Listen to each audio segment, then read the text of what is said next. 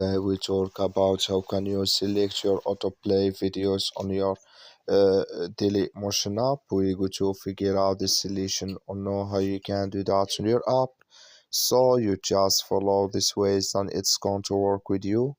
All you have to do, you just go down, you click here on this sign down here, just click on it.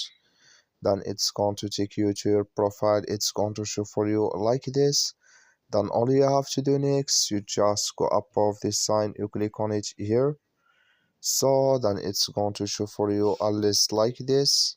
Then you click here on settings, you just click on it.